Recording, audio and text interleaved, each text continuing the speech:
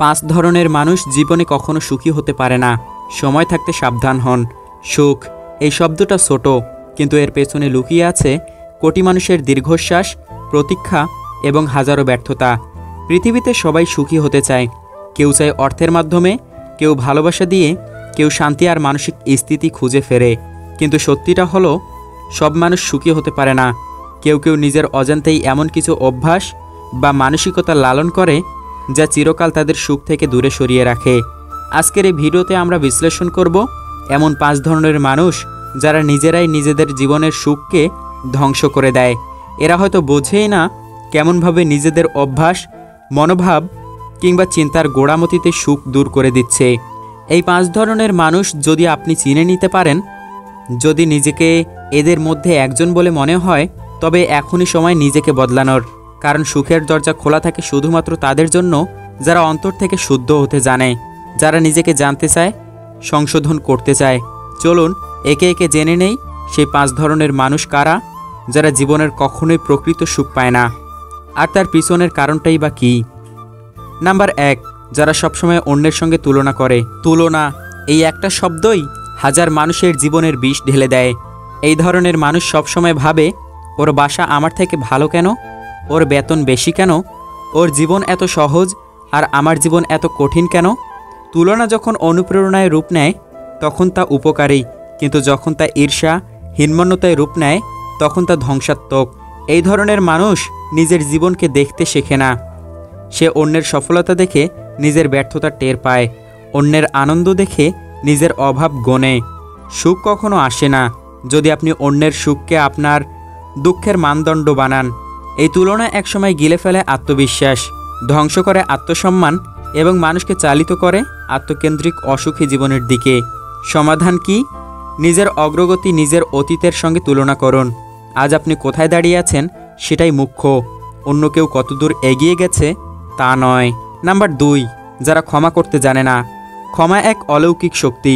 এটা আপনাকে হালকা করে, মুক্ত করে, সুখের পথে নিয়ে যায়। কিন্তু যারা ক্ষমা করতে জানে না, তারা চিরকাল অন্যের ভুল নিজের মনে পুষে রাখে। হয়তো কেউ একদিন কষ্ট দিয়েছে আর আপনি সেই কষ্টকে শক্ত করে ধরে রেখেছেন। এই ধরনের মানুষ প্রতিশোধ পরায়ণ হয়, অথবা অন্তরে জমিয়ে রাখে দুঃখ, রাগ আর ঘৃণা।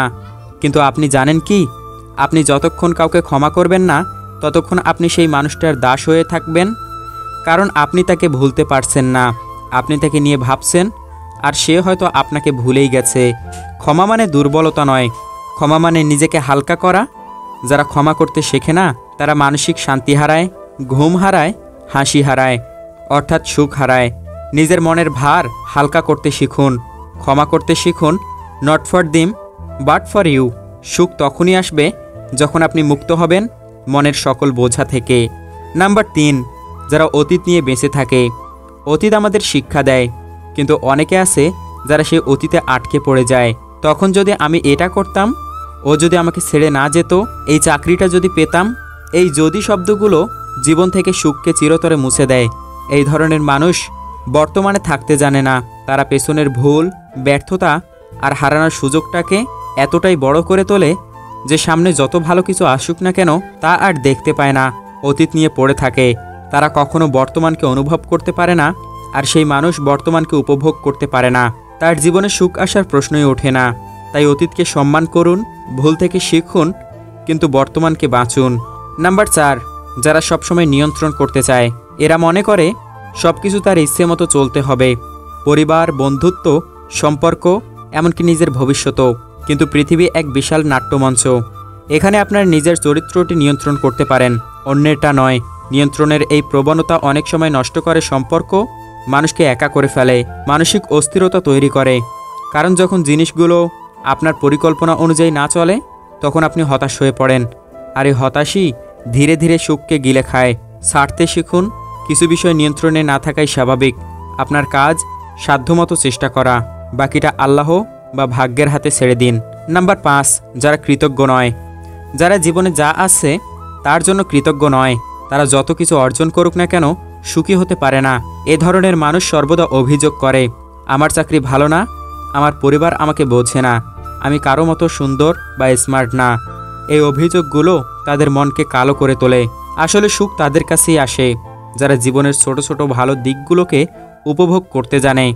যে মানুষ কৃতজ্ঞতা প্রকাশ করে সে অল্পতেই তৃপ্ত হয়, সে অন্যকে সম্মান করে, সে ভালোবাসা পায়। তাই প্রতিদিন সকালে অন্তত 3টে জিনিসের জন্য কৃতজ্ঞতা প্রকাশ করুন। এটা হতে পারে সুস্থ শরীর, পরিবারের সঙ্গে সকালের নাস্তা বা একটি ভালো ঘুম। বন্ধুরা, সুখ একটা অনুভূতি। এটা টাকা, গাড়ি বা বাড়ির মধ্যে থাকে না। এটা আপনার চিন্তার ভেতরে, আপনার মনোভাবের মধ্যে। এই 5 ধরনের মানুষ তুলনার শিকার, ক্ষমাহীন, অতীতে আসক্ত, সব কিছু নিয়ন্ত্রণ রাখতে চায় এবং কৃতজ্ঞতাবিহীন। তারা নিজেরাই নিজেদের সুখকে দূরে সরিয়ে দেয়। জীবনের অনেক কিছু আপনার হাতে নেই, কিন্তু আপনি কিভাবে ভাববেন, কিভাবে অনুভব করবেন, কার সঙ্গে সময় কাটাবেন, এসব আপনি নিয়ন্ত্রণ করতে পারবেন। তাই আজ থেকে নিজের দিকে তাকান। আপনি এই 5 জনের মধ্যে আছেন কি না চিন্তা করুন। আছেন? তাহলে ভয় নেই। এই জ্ঞানই আপনার প্রথম সিঁড়ি। নিজেকে বদলান, ধীরে ধীরে কিন্তু ধারাবাহিকভাবে। সুখ কারো হাতে নয়, এটা নিজের মনেই সৃষ্টি করতে হয়। আর আপনি চাইলে আজই শুরু করতে পারেন। জীবন ছোট, অভিযোগ করে নয়, কৃতজ্ঞতা নিয়ে বাঁচুন।